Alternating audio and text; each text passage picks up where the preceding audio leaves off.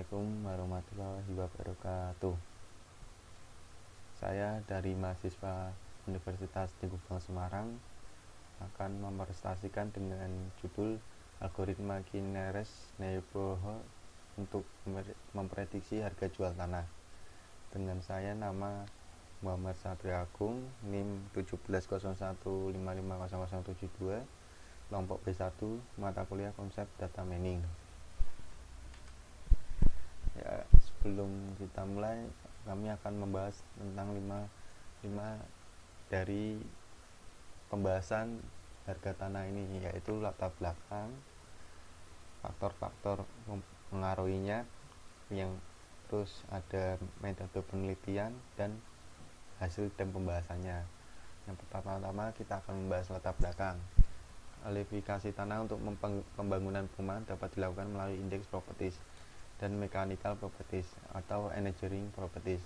Indeks properties diperoleh melalui percobaan di laboratorium, sedangkan mechanical properties dapat diambil langsung di lapangan atau melalui percobaan benda uji sampel di laboratorium.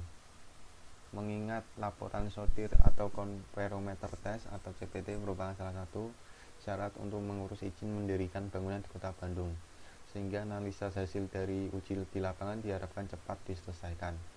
Uji sortir atau comparometer test merupakan salah satu uji penetrometer gratis di lapangan atau in-situ testing yang umum digunakan. Apabila tanah yang tersedia tidak dapat memenuhi semua permintaan, maka akibat selanjutnya adalah kenaikan harga tanah. Hal ini yang menyebabkan tren harga tanah semakin meningkat dari tahun ke tahun. Kekuatan penawaran dan permintaan atau supply and demand saling berinteraksi mengaruhi nilai tanah, direfleksikan oleh harga penjualan dalam jangka pendek. Penawaran menjadi sangat kaku saling karena luas tanah tidak dapat secara cepat dan dramatis, sementara ini kebutuhan akan tanah sebagai tempat tinggal atau tempat usaha maupun sebagai barang investasi semakin lama semakin mendekati gejala konsumtif. Yang kedua, rumusan masalah yang terkait dengan permasalahan penelitian adalah algoritma mana yang memiliki performa paling baik. Tanah adalah salah satu faktor produksi yang tidak bisa diproduksi oleh manusia. Pemawasan tanah yang baik akan menjamin kelangsungan ekosistem stabil, pembatasan pencemaran udara, serta dapat menciptakan struktur politik, ekonomi, sosial, budaya, pertahanan, keamanan nasional masyarakat. Seorang ahli yang bernama Ray M. Nordam di tahun 1975 mengemukakan dua buah pengertian tentang nilai tanah, yaitu: 1. Nilai tanah adalah nilai pasar atau market value, yaitu harga jual beli tanah yang terjadi pada suatu waktu tertentu. 2. Nilai tanah adalah nilai assumed value, yaitu nilai yang diestimasi oleh seorang penilai. Market value merupakan dasar bagi assumed value. Ya, yang ketiga, faktor-faktor yang mempengaruhi nilai tanah. Dalam jurnal ini, American Institute of Real Estate Appreciation, ada 4 faktor yang mempengaruhi nilai tanah, yaitu faktor ekonomi. Faktor ekonomi berkaitan dengan keadaan ekonomi global atau internasional, nasional, regional maupun lokal. Variabel permintaan demand yang mempengaruhi nilai tanah termasuk di dalamnya ialah jumlah tenaga kerja, tingkat upah, tingkat pendapatan, dan daya beli, tersedianya keuangan, tingkat suku bunga, dan biaya transaksi. Faktor sosial membentuk pola pengguna tanah pada suatu wilayah, kepadatan penduduk, tingkat pendidikan, tingkat kejahatan dalam kebanggaan memiliki daerah bergensi adalah faktor-faktor sosial yang mempengaruhi nilai tanah. Yang ketiga, faktor politik dan kebijakan pemerintah. Kebijakan pemerintah di bidang hukum dan politik mempengaruhi nilai tanah. Beberapa contoh kebijakan yang dapat mempengaruhi biaya dan alokasi penggunaan tanah yang pada gilirannya akan meningkatkan harga tanah. Yang 4, faktor fisik dan lingkungan. Ada 2 konsep yang harus dipahami dalam faktor fisik dan lingkungan, yaitu site dan situation. Pengertian tentang site adalah semua sifat atau karakter internal dari sesuatu persil atau daerah tertentu termasuk dalamnya, dan adalah ukuran size, bentuk, topografi, dan semua keadaan fisik pada persil tanah, sedangkan yang dimaksud dengan situation ialah yang berkenaan dengan sifat-sifat eksternalnya. Yang ketiga, metode penelitiannya ini yang ada di gambar ini saya akan membacakan secara urut.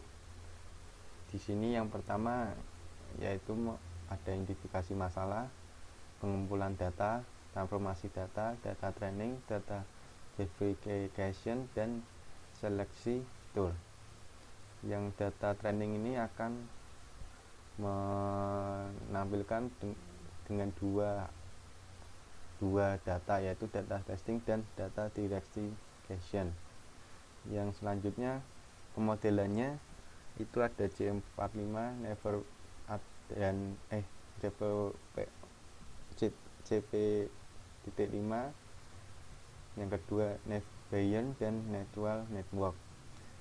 Yang dilanjutkan dengan evaluasi kooperatif dan algoritma tertentu. Ini yang dipakai dalam penelitian ini dilakukan beberapa langkah yang dilakukan dalam proses penelitian. Verifikasi masalah. Permasalahan dalam penelitian ini adalah untuk menentukan pola klasifikasi yang baik atau buruk set data yang digunakan. Pengumpulan data pada tahap ini ditentukan data yang akan diproses mencari data yang tersedia, diperoleh data tambahan yang dibutuhkan mengintegrasi semua data ke dalam dataset termasuk variabel yang diperlukan. Dalam proses penelitian ini menggunakan data penegakan tes dari laporan yang sudah dilakukan ulangan oleh ahli geoteknik di konsultan geoteknik CV. Yang tiga, pengelolaan data awal. Di tahap ini dilakukan pengurutan data, penyelesaian data dibersihkan dari missing value atau noise, membuang atribut yang tidak diperlukan, dan data ditransformasikan ke bentuk yang dapat digunakan sebagai data input ke dalam software Refinemer sehingga dapat dilakukan persiapan dalam perbaikan model. Yang keempat, metode yang dilakukan pada tahap ini, data dianalisa dikelompokkan variabel mana yang berhubungan dengan satu sama lain. Setelah data analisis lalu diterapkan model-model sesuai dengan jenis data. Pembagian data dalam data latihan atau training data dan data uji testing data juga diperlukan untuk pembuatan model. Yang kelima, modeling. Pada tahap ini model diusulkan yang akan diuji untuk melihat hasil berupa rule yang akan dimanfaatkan dalam mengambil keputusan. Eksperimen yang dilakukan pada penelitian ini menggunakan teknik klasifikasi data mining yang beberapa berbeda, yaitu C4,5, terus naive Bayesian dan neural network. Keenam, evaluasi dan validasi. Tahap ini dilakukan terhadap model yang ditetapkan untuk mengetahui tingkat akurasi model. Pada tahap ini akan dilakukan evaluasi terhadap kualitas dan efektivitas dari masing-masing model yang diterapkan. Terus ini ada tabel data training yang sudah saya input. Ya, saya akan lanjutkan. Ini ada X per sama dengan asam durabilitas atau per detik.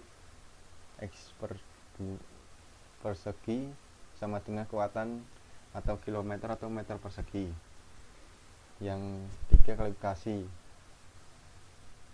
Nah, kemudian ini kasusnya, misalnya saat ini pabrik kertas telah menghasilkan jaringan baru yang lulus uji laboratorium dengan X per sama dengan 3 dan X per 2 sama dengan 7. Untuk menebak klasifikasi jaringan baru ini, maka dilakukan perhitungan dengan menggunakan algoritma KNN atau ada KN atau KNF. Nah, itulah. Adapun langkah-langkah untuk menghitung G tetangga terdekat dengan algoritma KNN adalah sebagai berikut. Tentukan parameter K, jumlah tetangga terdekat, misalnya K sama dengan 3. Jarak antara permintaan data testing dan contoh-contoh latihan semua data training yang akan dihitung kedekatannya menjadi koordinat 3,7. C, urutan jarak menentukan tetangga terdekat, misalkan jarak terdekat ke min K. Yang D, kumpulan kategori Y dari baris tetangga terdekat.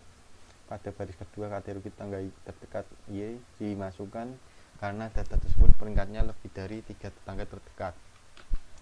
Untuk tabel Ya, kita akan lanjutkan tabel perhitungan jarak yang diisi dengan X per sama dengan asam durabilitas atau per detik, X per 2 sama dengan kekuatan kilogram atau per meter persegi. Yang ketiga, suara jarak ke contoh permintaan 3,7. Ya, ada isinya nih. Ini soalnya perjumlahan. Kita next saja. Kemudian ada tabel urutan peringkat jarak minimum yang berisi 5 kolom, yaitu X per asam durabilitas per detik 2, X per 2 dengan kekuatan kilogram atau meter persegi. Yang ketiga, suara jarak ke contoh permintaan 3,7. Dan keempat, peringkat jarak minimum. Yang kelima, apakah dalam tetangga terdekat 3 ya, ini seperti ini. Kemudian hasil dan pembahasannya. Dalam penelitian ini dilakukan eksperimen dengan 3 macam klasifikasi, yaitu klasifikasi 2 kelas, di mana dalam klasifikasi ini jenis tanah hanya diklasifikasikan dekat dalam tanah yang tergolong berpasir atau tidak berpasir, sandy atau non sandy. Yang B, klasifikasi 3 kelas. Pada klasifikasi ini kelas dibagi 3 yang merupakan jenis dasar tanah, yaitu pasir liat, dan gabut. Yang C, klasifikasi 7 kelas. Klasifikasi yang lebih detail yang dapat diidentifikasi itu ada area yang oversatur, yaitu organik atau gabut, terus gabut dan liat keras, terus liat lanau, pasir, dan kerikil. Ini gambar sampel training yang ada di data tersebut, yang berisi yang harus keterangannya yang bisa kita lihat, yaitu ada edit training, lebar jalan, jarak toko, kondisi jalan, penduduk, bebas banjir, transportasi umum, dan telepon. Tabel ini adalah data-data yang telah di riset oleh artikel ini. Terus untuk melakukan pengujian data testing, maka dilakukan input data testing dan memasukkan jumlah data terdekat yang dipertimbangkan output, dan hasil perhitungan jarak data perbandingan nilai atribut pada data testing dengan nilai atribut pada semua data training akan ditampilkan pada dialog sebelah kiri. Nah, ini hasil dari proses analisa data testingnya. Nah, seperti ini, dikali-kalikan ya. Ada ini data testing, data training, dan data perhitungan jarak yang sudah jadi perhitungan key hash network ya, seperti itu. Kemudian data hasil perhitungan jarak, data testing, dan training ini menjadi satu yang diperintahkan untuk menginput yang tadi seperti lebar jalan, jarak pertokoan, kondisi jalan, kepadatan penduduk, bebas banjir, transportasi umum, terus saluran telepon, saluran PDAM, jarak sekolah, jarak rumah sakit, saluran listrik, sertifikat hak milik, ukuran tanah, suplai data atau end demand, ada bangunan, arah mata angin, dan nilai tanah. Yang semua di sini telah diinput sesuai keinginan sesuai yang dicari oleh mencari pembeli tanah tersebut. Ini simpulannya analisis, ini jumlahnya bisa dijumlahkan. Nah, kemudian next, grafik perbandingan data testing dengan data training. Ini dia grafiknya, sederhana, cuman segini. Oke, sekian dari saya, dari mahasiswa ST Kubang Semarang. Saya mengucapkan minta maaf jika menjelaskan ada kurangnya atau kurang jelas atau kurang paham. Kami sekian dan terima kasih. Wabillahi taufiq hidayah. Wassalamualaikum warahmatullahi wabarakatuh.